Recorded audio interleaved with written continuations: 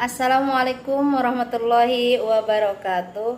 Kepada yang terhormat Bapak Ibu dosen dan guru penguji ujian kinerja PPG tahun 2023. Perkenalkan, nama saya Zuriatun Thoibah, SPDI. Saya adalah seorang guru di SMAN 4 Praya, Kecamatan Praya, Kabupaten Lombok Tengah, sekaligus sebagai mahasiswa PPG dalam jabatan tahun 2023, angkatan ketiga di LPTK Universitas Islam Negeri Mataram. Pada hari ini, hari Senin, tanggal 16 Januari 2023, saya akan melaksanakan uji kinerja secara luring di SMAN 4 Praya, Kecamatan Praya, Kabupaten Lombok Tengah. Pada pembelajaran kali ini, saya akan melaksanakan praktik pada kelas 11 IPA dengan materi "Sampaikanlah dariku walau satu ayat" dengan subtema ketentuan dalam berkhutbah, tabligh, dan dakwah. Berikut ini ujian kinerja saya.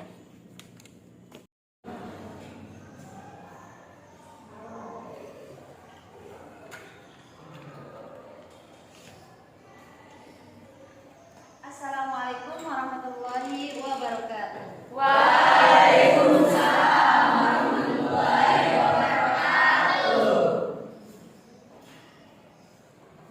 Apa kabarnya hari ini anak-anakku semuanya? Alhamdulillah.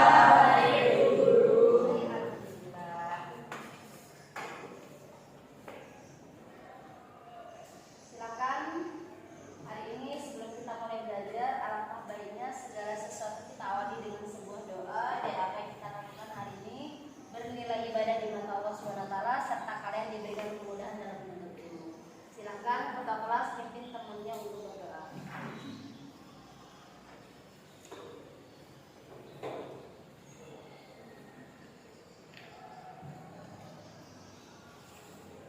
Sebelum memulai kegiatan pelajaran kita pada pagi hari ini, alhamdulillah kita bersama-sama berdoa. Berdoa, mulai.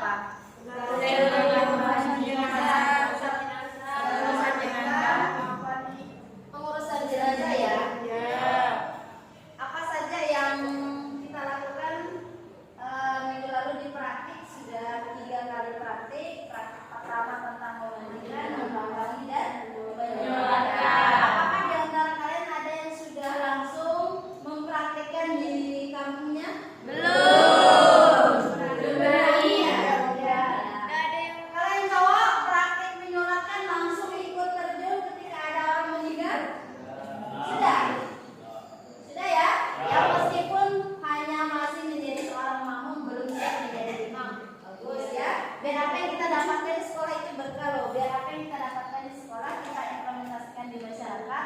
Jadi ilmu yang bermanfaat juga untuk kalian. Ya, Guru harapkan untuk materi yang lalu kalian bisa menerapkannya ya di kampusnya. Jadi apa yang kita sudah pelajari ketika kita terapkan bisa menjadi ilmu yang ya, ya. Kaitannya sebelum kita ke materi hari ini Guru ada kasus. Kira-kira bagaimana pendapat kalian? Nah, Guru punya 2 kasus di sini yang mungkin bisa kita diskusikan bersama ya. Ini ada kaitannya dengan materi kita hari ini.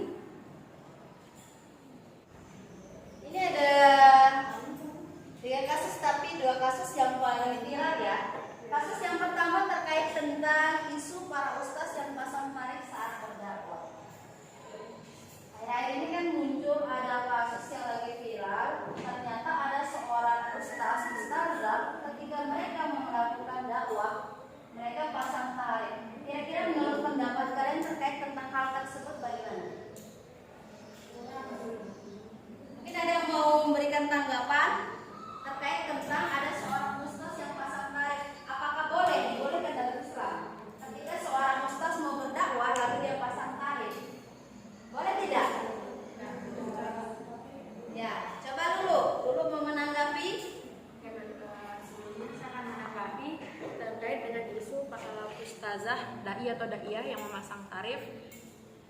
Jadi mungkin untuk memasang tarif itu tidak dibolehkan karena tujuan utama dari dakwah itu hanya untuk Allah semata. Tapi Ketua dari Majelis Ulama Indonesia juga membolehkan, tetapi jika masih di batas wajar. Batas wajar misalkan bukan dia yang pasang tarif tetapi langsung dikasih ya. Ya. Artinya pihak-pihak pengelola yang memanage terkait tentang pengertian khutbah, apa pengertian khutbah, ketentuan khutbah. Nah, di sini kita ada sesi diskusi ya, di mana tugas kita pada pertemuan kali ini kalian akan membuat map konsep terkait tentang materi kita. Nah, nanti Guru akan membagi kalian jadi beberapa kelompok ya. 3 kelompok ya, silakan membentuk menjadi 3 kelompok karena hari ini kita ada penugasan terkait tentang kita bagi 3 kelompok khutbah, tabligh dan dakwah ya. Kita bagi jadi 3. Nah, nanti perwakilan dari masing-masing kelompok akan mempresentasikan hasil diskusi. Nah, kelompok yang lain menanggapi. Nah, kelompok yang tercepat mengumpulkan silakan angkat tangan dulu ya. Nah, kelompok yang tercepat itu nanti akan presentasi di awal ya. Silakan membentuk kelompok dulu untuk kelompok khutbah, tabligh dan dakwah. Untuk kelompok khutbah kita yang cowok ya. Ya. Kelompok khutbah cowok siap ya.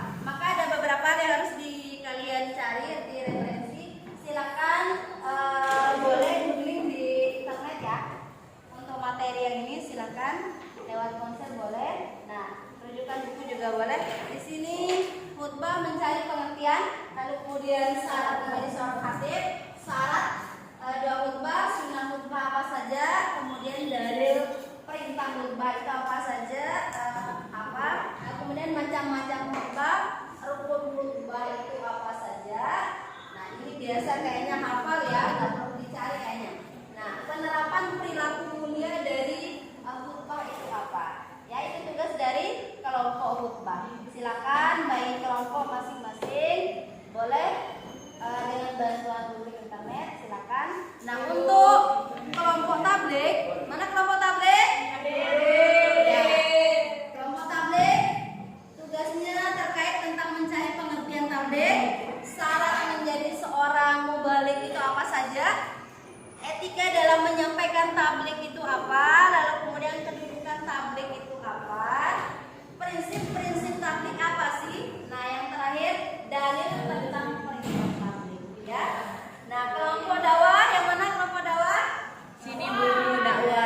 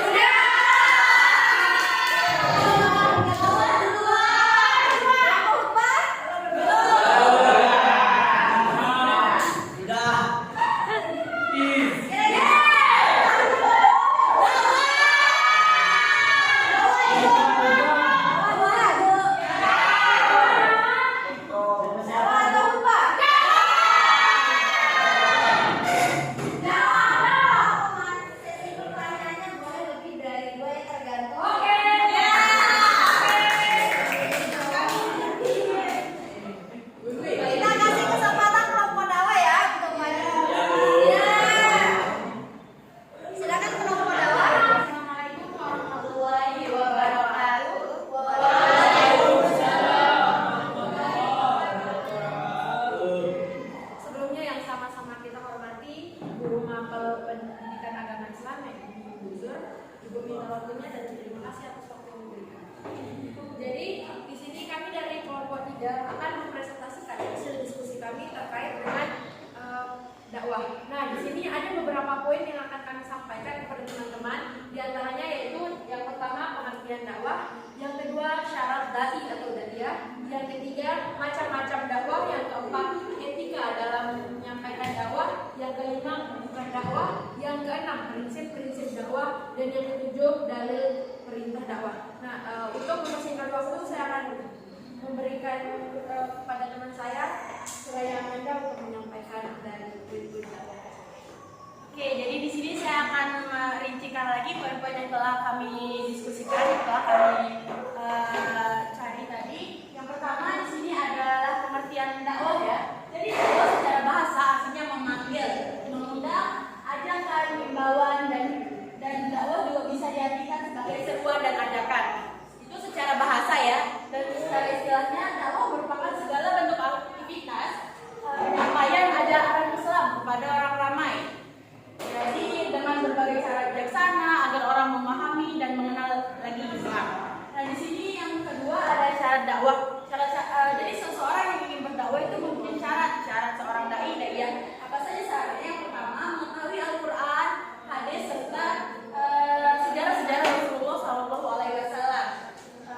Kenapa demikian? Karena seseorang yang akan berdakwah dia akan menyampaikan beberapa hal kepada orang, dia akan menyebarkan sesuatu kepada seseorang. Jadi harus hafal betul, tidak boleh ada kesalahan di sana. Yang kedua ada mengetahui kondisi masyarakat. Jadi saat kita berdakwah kita harus mengetahui kondisi masyarakat, apa yang dibutuhkan di sana, bagaimana cara kita berdakwah di sana agar dakwah kita mudah diterima oleh orang-orang di sana. Yang ketiga ada mengetahui bahasa masyarakat. Biasanya tergantung tempat bahasanya itu bisa digunakan yang lebih mudah dipahami di sana. Misal di sana menggunakan bahasa daerah sedikit juga tidak apa-apa agar orang lebih paham tentang apa yang disampaikan oleh pendakwahnya. Yang ketiga ada macam-macam dakwah. Di sini ada 3 ya. Yang pertama dakwah bilisan atau dakwah secara langsung, secara ya seperti sedang berdakwah langsung di depan orang-orang. Yang kedua ada dakwah bilhal yaitu dakwah dengan perbuatan. Seperti kita menyantuni anak yatim. Yang ketiga ada dakwah bil qalam, adalah dakwah yang menggunakan pena atau tulisan. Jadi dakwah-dakwah yang terdapat di dalam tulisan-tulisan, buku-buku seperti itu ya. Yang keempat ada etika dalam berdakwah. Jadi seseorang pendakwah, dai atau daiyah harus mempunyai suatu etika. Seperti apa etika tersebut? Yaitu dia itu tidak memisahkan antara ucapan dan perbuatan. Jadi dia berucap, dia memberitahukan sesuatu seperti ini, tapi perbuatannya juga harus selaras dengan ucapannya. Terus tidak melakukan toleransi agama. Jadi sambil kita berdakwah kita juga harus memperhatikan harus bertoleransi dengan agama lain, tidak menjelek-jelekkan agama lain. Terus juga di sini tidak melakukan diskriminasi,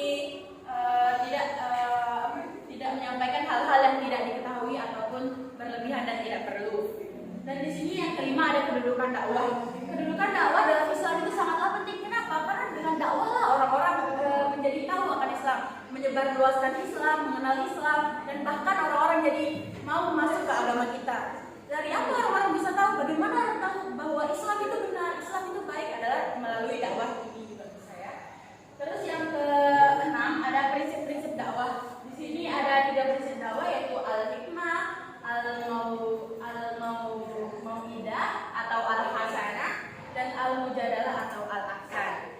Di sini kalau al-hikmah itu dakwah secara bijak dengan memperhatikan kondisi, situasi dan suasana. Terus al-mau'idah yaitu dakwah dapat menjawab pertanyaan bagaimana jika ada dai atau daiyah yang berdakwah tetapi dengan merendahkan agama lain atau melakukan diskriminasi.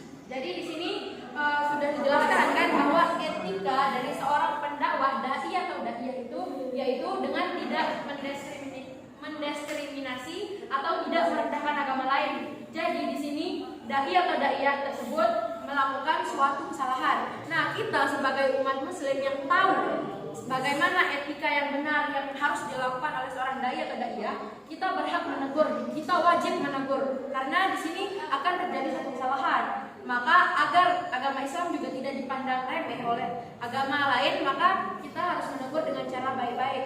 Kita boleh saja menyiarkan agama kita, tetapi kita tidak boleh merendahkan agama orang lain. Sekian mungkin dari kelompok kami untuk pertanyaan pertama. Jadi saya mau menjawab pertanyaan dari kelompok tabligh, yaitu metode berhikmah merupakan salah satu metode yang digunakan dalam berdakwah, di mana artinya di sini menyampaikan dakwah dengan secara arif atau bijaksana, yaitu contohnya seperti menjelaskan dakwah kepada seseorang yang didakwahi, tanpa ada unsur paksaan atau ancaman kepada seseorang yang didakwahi. Sekian, assalamualaikum warahmatullahi wabarakatuh. Jadi itu yang sudah dijawab ya pertanyaannya. Ada yang lagi yang mau bertanya? Ada yang mau bertanya lagi? Cukup ya? Ya. Oke, kalau gitu kita beri aplaus untuk kelompok pertama ya.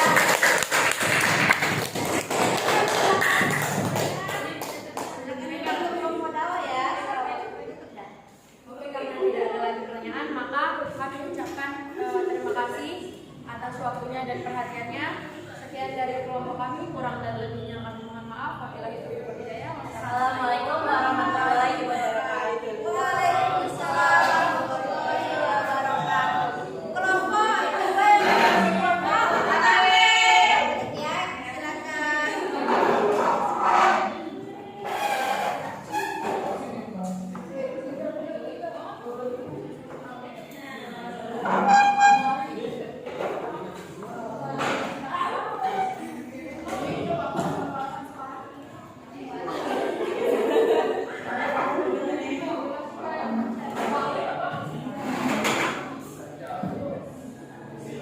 Waalaikumsalam warahmatullahi wabarakatuh.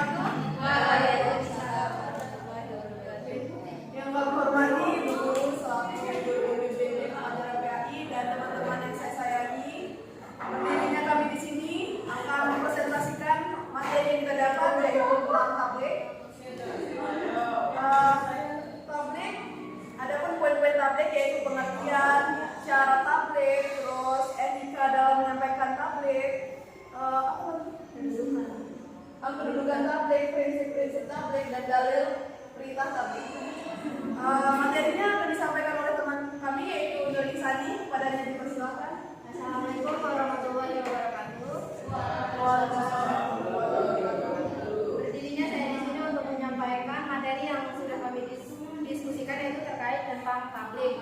Jadi yang pertama yaitu pengertian tabligh. Nah, kalau kita lihat dari segi bahasa, tabligh itu memiliki arti penyampaian atau menyampaikan. Kalau secara istilah, tabligh merupakan kegiatan menyampaikan ajaran-ajaran Islam dari Allah dan Rasulullah kepada umat manusia untuk dijadikan pedoman hidupnya agar kelak agar memperoleh kebahagiaan dunia dan akhirat. Kemudian yang kedua yaitu syarat mubalik. Jadi mubalik itu orang yang menyampaikan materi ajaran-ajaran tersebut, yang dimana ada beberapa syaratnya. Yang pertama Islam, balik, berakal, mendalami ajaran Islam, kemudian memiliki niat yang tulus dan ikhlas. Dan selanjutnya mubalik, bersikap terbuka dalam menerima nasihat dan kritik dari pendengar. Kemudian yang ketiga, etika dalam menyampaikan tabligh. Jadi ada etikanya ketika menyampaikan tabligh agar tidak semena-mena nanti ketika menyampaikan materinya.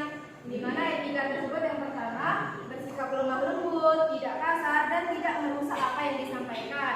Kemudian yang kedua, menggunakan bahasa yang mudah dimengerti, tidak bertele-tele tetapi mudah dimengerti oleh pendengar. Yang ketiga, mengutamakan musyawarah untuk kepentingan bersama.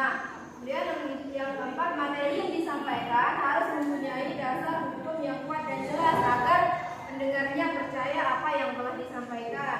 Kemudian yang kelima, menyampaikan dengan ikhlas dan tulus, sabar, tidak emosi. Kemudian yang keenam, tidak menghasut orang lain untuk berkelahi dan berselisih. Kemudian selanjutnya yaitu kedudukan tabligh. Yang pertama, sebagai bagian dari sistem dakwah, yang dimana maksudnya di sini adalah tabligh memiliki beberapa unsur yang terdapat dalam dakwah. Kemudian yang kedua, sebagai operasional dakwah, yang dimana merupakan kedudukan tabligh ini yaitu menjadi suatu media atau sistem operasional situasional untuk menyampaikan atau menyebarkan materi tentang ajaran agama Islam. Kemudian selanjutnya yaitu prinsip-prinsip tabligh. Yang pertama, seruan untuk tabligh kepada ulama salaf. Yang kedua, menghindarkan diri dari usaha ijtihad. Yang ketiga, tidak perlu melakukan amal ma'ruf nahi munkar. Yang keempat, membatasi anggotanya untuk memperdalam ilmu dalam sektor formal dan larangan terhadap anggotanya untuk tidak terjun ke dalam dunia. Dan dari penyampaian materi dari teman kami, sekarang kami akan membuka sesi tanya jawab. Apakah ada kelompok yang ingin bertanya? Silakan. Baik, Ya, dari dari kelompok kelompok apa? Apa pertanyaannya? Apakah yang menyampaikan tabligh hanya sebatas pada seorang kiai atau ulama yang memang ahli dalam agama saja? Boleh ulangi pertanyaannya biar lebih jelas, lebih besar. Apakah yang menyampaikan tabligh hanya sebatas pada seorang kiai atau ulama yang memang ahli dalam agama saja? Baik, saya terima jawabannya. Ada lagi yang ingin bertanya? Ya, silakan dari kelompok tabligh mungkin ada yang mau bertanya. Dakwah. Dari dakwah. Dari kelompok dakwah yang maksud tabligh ya. Ya. Silakan. Ada yang mau bertanya mungkin dari kelompok dakwah?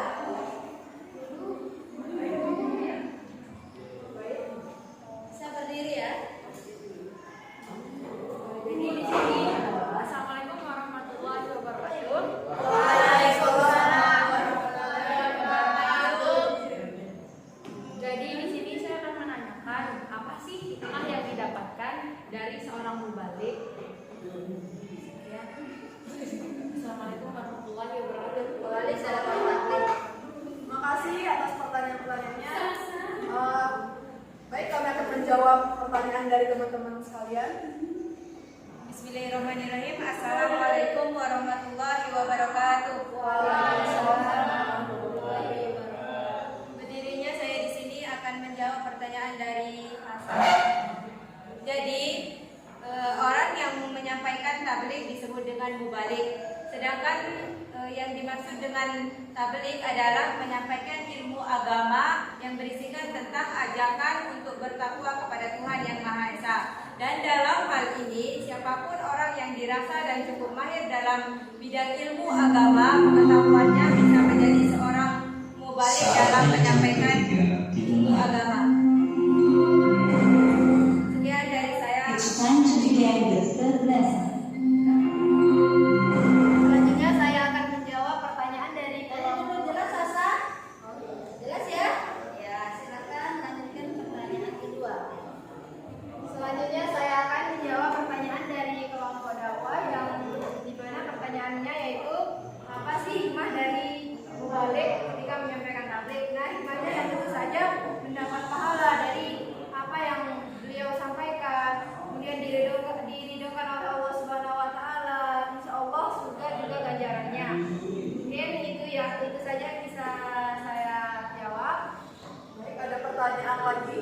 Tidak ada pertanyaan lagi. Jelas. Jelas. Jelas ya. Ya, silakan ditutup. Hanya yang dapat kita sampaikan, kurang lebihnya mohon maaf. Wassalamualaikum warahmatullahi wabarakatuh.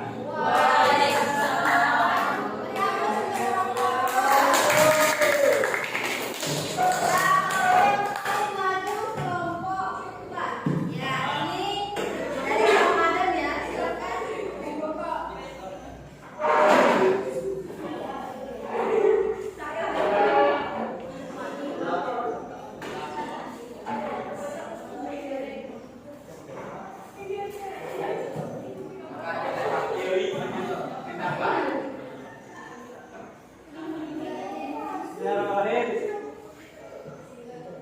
Assalamualaikum warahmatullahi wabarakatuh.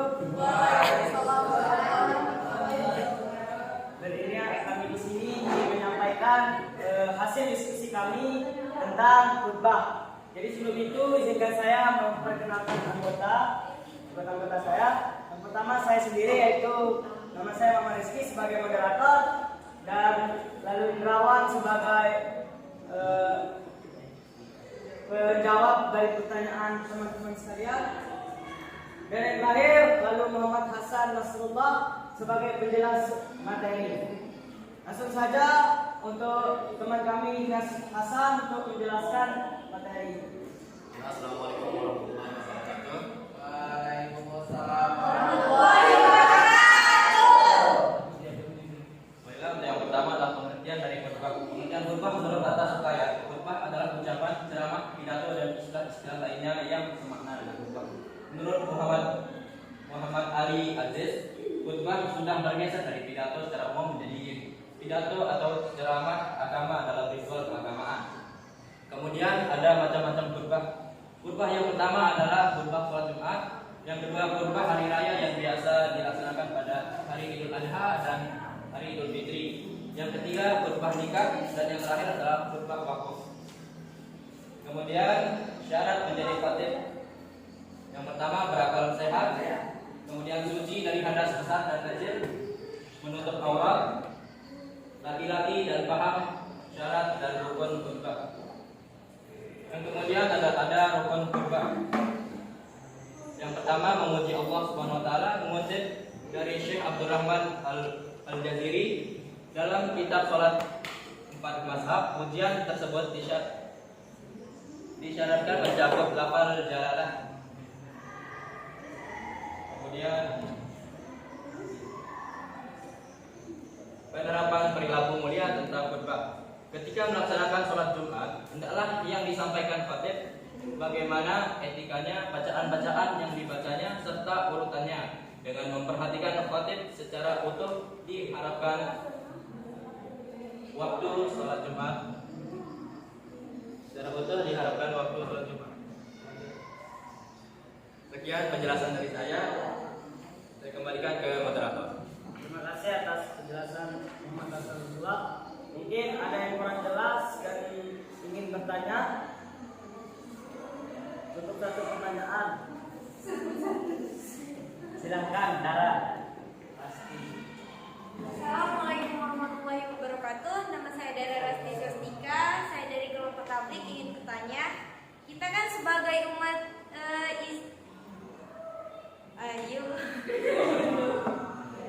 Kita kan sebagai umat Islam harus dapat mengaplikasikan nilai-nilai dari khutbah dimanapun kita berada.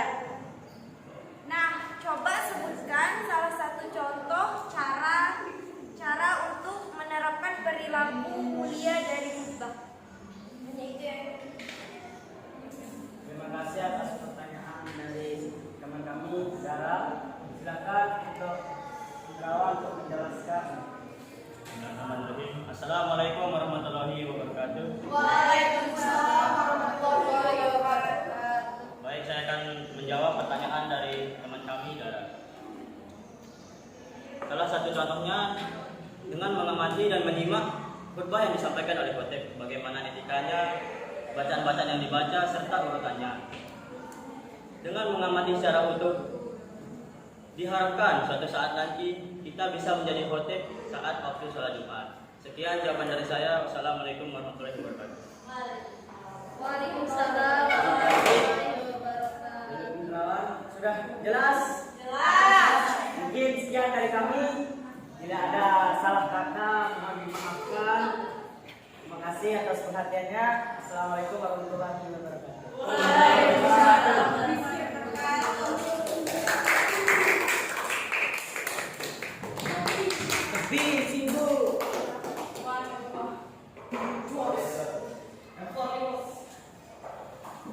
Sudah semua ya?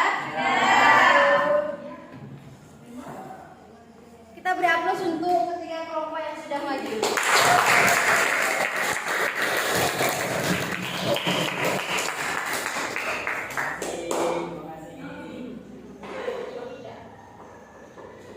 Tadi kita sudah membahas terkait tentang apa itu dakwah, apa itu tabligh, apa itu khutbah. Nah, di sini kalian tentu bisa menyimpulkan ya, apa itu khutbah, apa itu dakwah, dan apa itu tabligh. Tadi sudah disampaikan dakwah itu lebih tentang berisikan tentang